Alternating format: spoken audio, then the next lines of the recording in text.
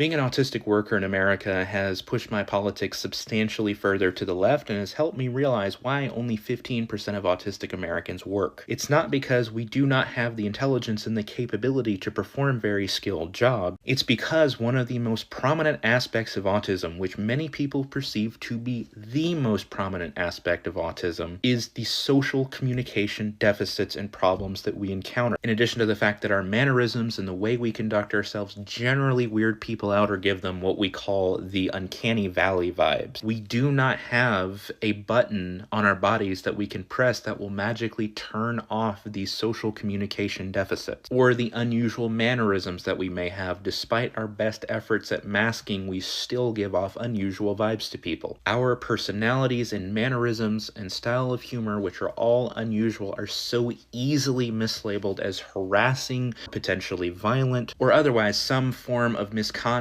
for which that workplace has a zero tolerance policy for. I have tried so hard not to offend people, not only in professional workplace relationships, but in personal relationships, and it seems I always still end up pissing somebody off. And the general reason for it is what neurotypical and autistic people consider to be offensive, generally speaking, makes absolutely no sense to me. It never has and probably never will. Unless someone is unnecessarily micromanaging or domineering someone, or intentionally harming or bullying someone, or reckless or negligent towards another person's physical safety, I do not care what people say or do or how they conduct themselves. You could make literally any joke about literally anyone or anything, and I'm not going to be offended because my brain is just not wired in such a way in which humor can be offensive for me. And so I have no frame of reference unless it involves one of those very specific things that I said can upset me, why anyone would waste their time being offended about it. And it is not relatable for me at all.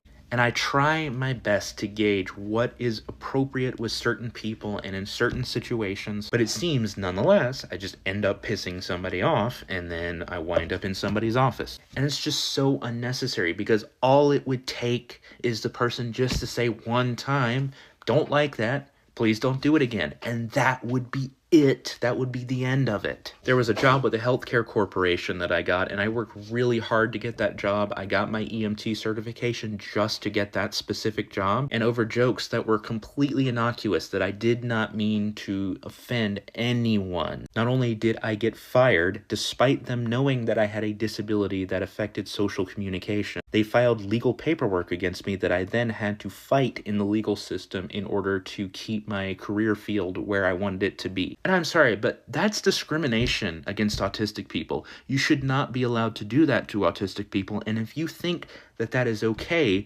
then as far as I'm concerned, you would be okay with firing a person who has a prosthetic leg because they fell over. And I'm sorry, but if you just dislike or mistreat an autistic person simply because they're different or weird or quirky, even if it does not negatively affect you in the slightest, then that makes you an asshole who has a tremendously shallow view of other human beings.